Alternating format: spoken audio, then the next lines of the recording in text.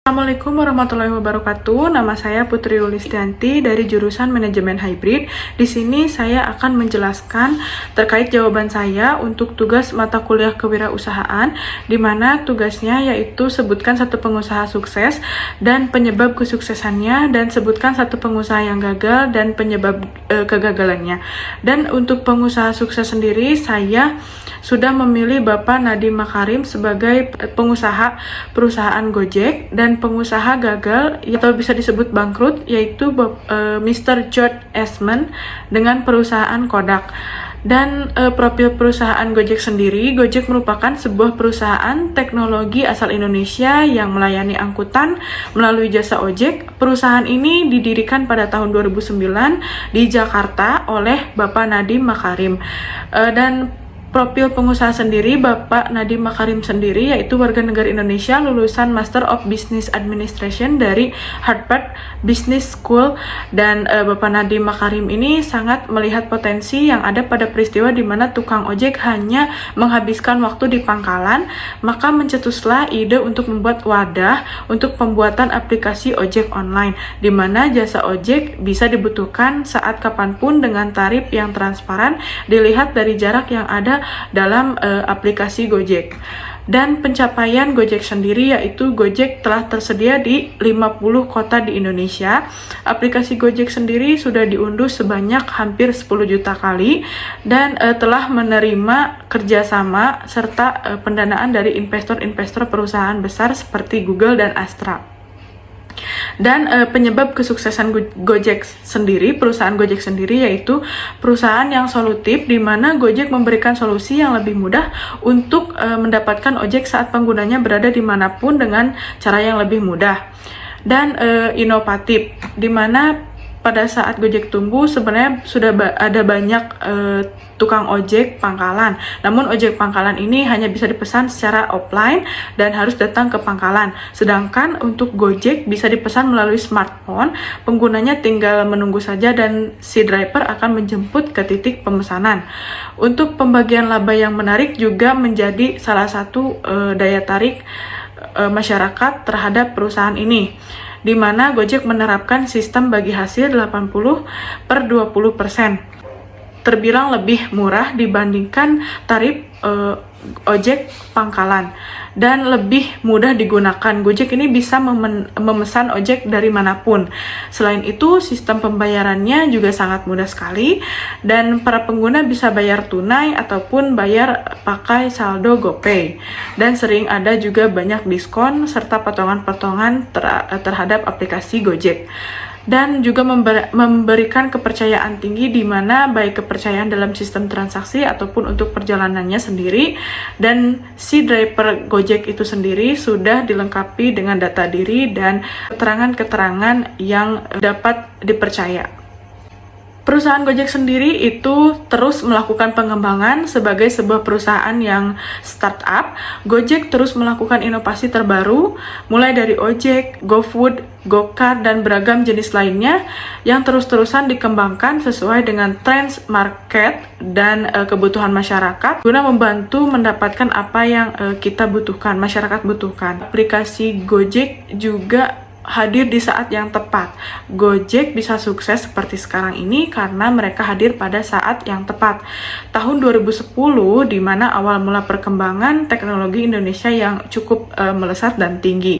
Gojek itu terbilang transparan dengan tarif dan jarak yang disesuaikan.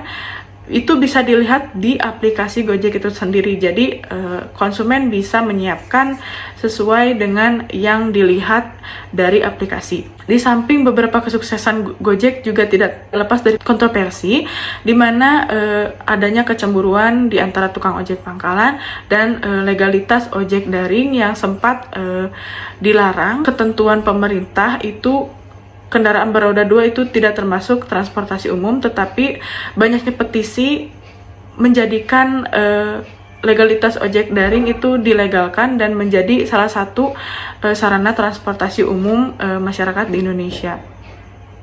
Dan untuk selanjutnya itu ada pengusaha yang gagal dengan perusahaan Kodak, yaitu profilnya Eastman Kodak Company, bisa disebut dengan Kodak, adalah sebuah perusahaan asal Amerika yang memproduksi berbagai macam produk yang terkait dengan fotografi analog.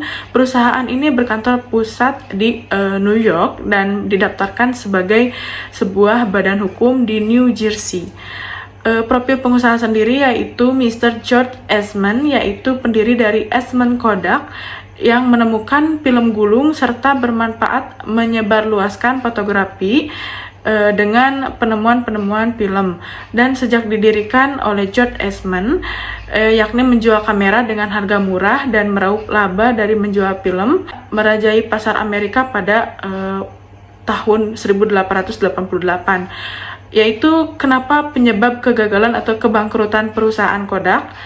Pada tahun 2012, Kodak mengumumkan kebangkrutannya. Ada beberapa hal yang ditenggarai melatar belakangi Kodak hingga harus mencicipi buah kegagalan berupa kebangkrutan. Dan berikut merupakan penyebab atau faktor-faktor kenapa perusahaan Kodak itu mengalami kebangkrutan atau kegagalan. Poin pertama itu mereka sudah mengantisipasinya sejak tahun 1975 ketika kamera digital mulai muncul dan mengembangkan sayap mereka di pertengahan tahun 1990-an. Kenyataannya perusahaan Kodak masih terdiam dan tidak melakukan apapun, dan adanya pesaing mulai merebut pasar.